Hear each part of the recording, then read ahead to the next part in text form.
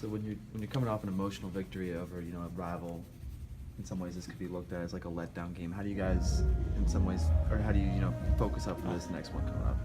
I would say just not. I don't think it was as emotional, as it was probably made out to be.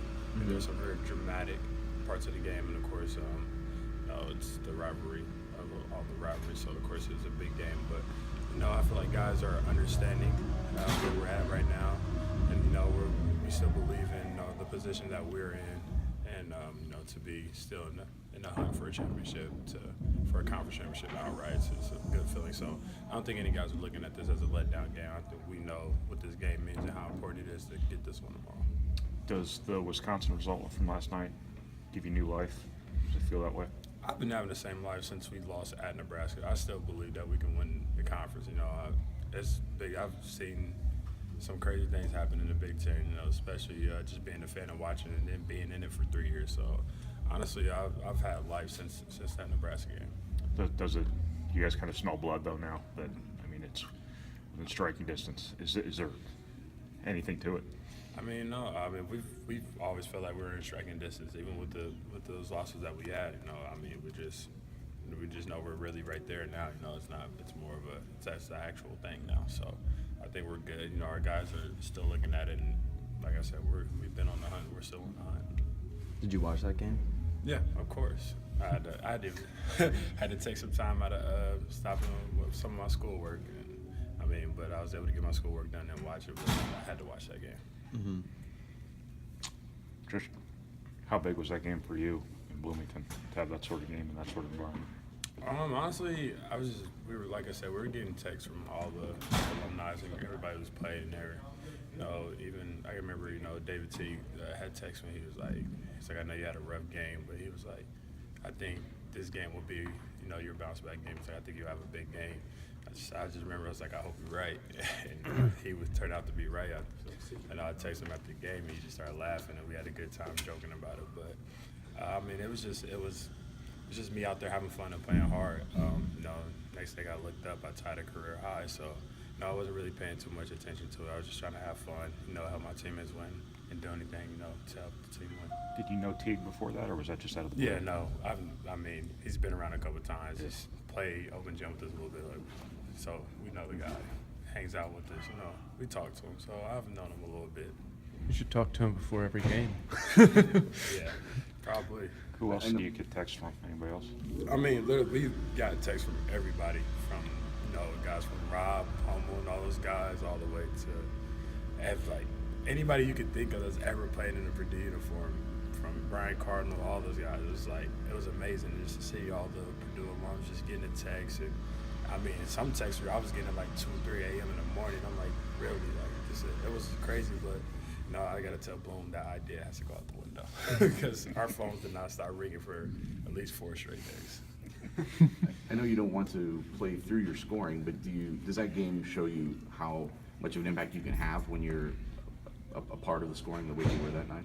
I think it makes it easier for the rest of the team when I'm able to score and score the way I can and just making open shots or post up. So you never want to play through your scoring. You just want to play as a player. But sometimes when you do score or you're being aggressive, it helps out the team a whole lot more and just opens everything up. So that's just something I have to just continue to be aggressive and patiently aggressive at that, and just keep the confidence and to shoot the ball with confidence.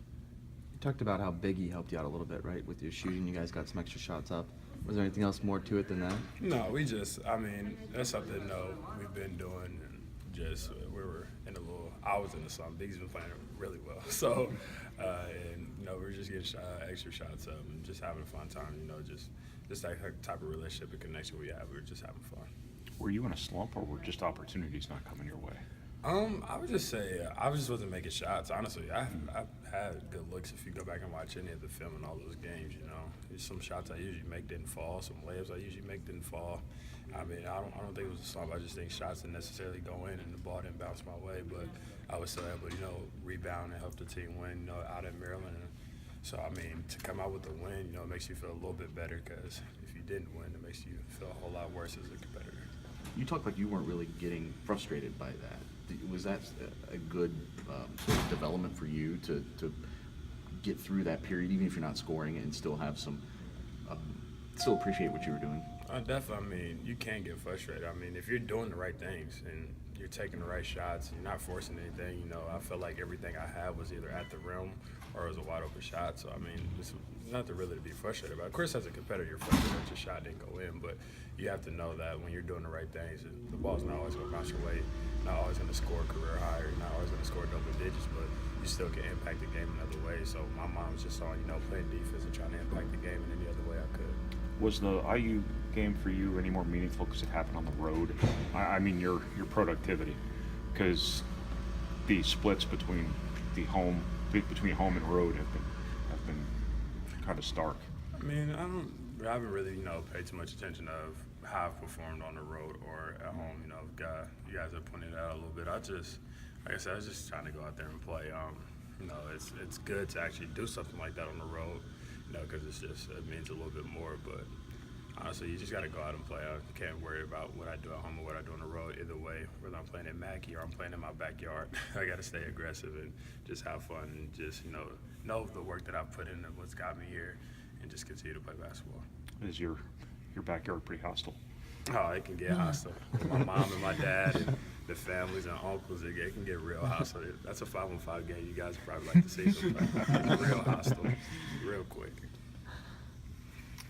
What impresses you the most about Swanee? Just the poise that he has as a person, his humbleness and the work ethic that he has. So some things like that you just can't teach to guys his age. And I think what he's been through, like we all know, of course it's all out there now, his story, it made him the way he is. And I don't want to say this as a, like every guy needs to go through that, but I think what he's went through is what made who he is today. I don't know if he's the same type of guy he is today if he didn't go through what he went through. So, I mean, in some sorts, it was good for him. I'm sorry for some of his losses and some of the experience that he did have to go through to get here. But, Roosevelt did a good job of taking him in and helping him out, and he still has family that supports him. Roosevelt did a good job, giving him a supporting cast as well. And, I mean, it's been tremendous. It's amazing to see what he's accomplished and what he can still accomplish, and he can keep going. Have you ever seen a player more driven by will than he is?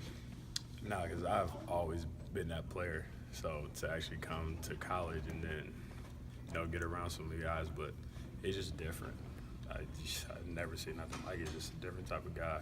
But, it's just funny because him on the court and him off the court, just two totally different people. It's like split personalities. So it's like something you wouldn't understand, but it's just who he is. He's a hilarious guy, class, comedy act. He loves to have fun off the court, but on the court though, he's so serious, business-like, and he's ready to go. So he actually does smile sometimes. No, we don't see it. No, I mean that's what I'm saying. Like it's like two different people.